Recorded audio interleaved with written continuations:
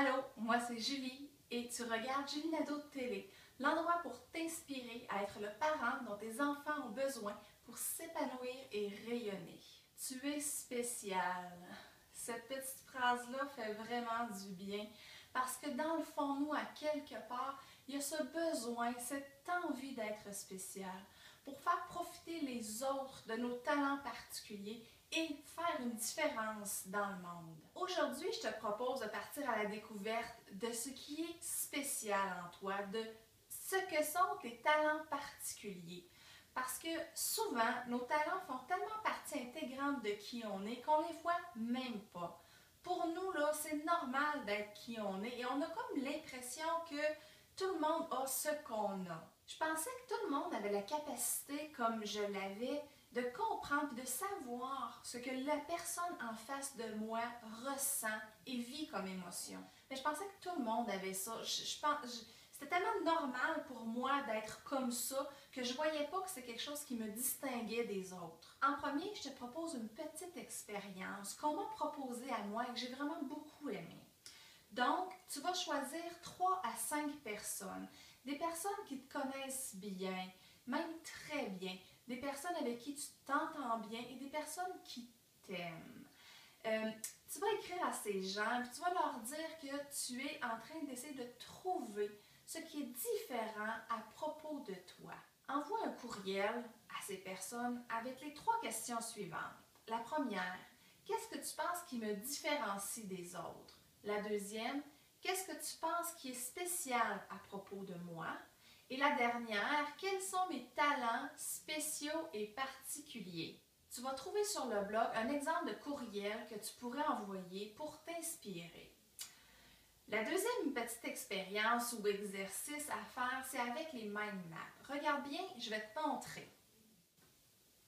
Sur des feuilles, moi j'avais pris des très grandes feuilles, ou sur l'ordinateur comme ici, tu vas écrire tout ce que tu aimes faire, regarder, expérimenter.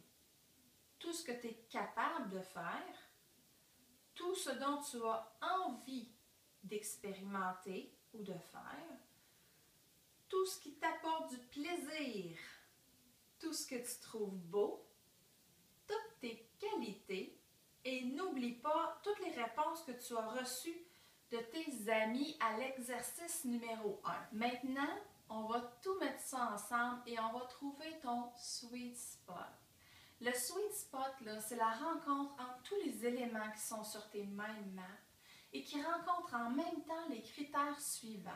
Alors, quand tu fais cette activité-là, tu as un regain d'énergie, tu te concentres très facilement, les heures passent très vite, plus vite que normal, et cette activité-là représente un défi pour toi. Donc, en éliminant tout ce qui te draine, tout ce qui fait en sorte que le temps passe lentement, toutes les choses que tu reportes toujours à plus tard, il te reste quelques éléments dans ton bassin, dans ton sweet spot, avec lesquels tu vas expérimenter pour t'épanouir et faire profiter les autres de tes talents particuliers. À un certain moment, j'ai mis sur pied un projet en mode. Parce que quand je regardais mes mind maps, je voyais beaucoup l'amour des couleurs, des textures, du design, l'amour des technologies. Donc, j'ai comme monté quelque chose qui alliait ces deux éléments. Puis comme j'étudiais en mode, je me suis dit, ça y est, j'ai trouvé.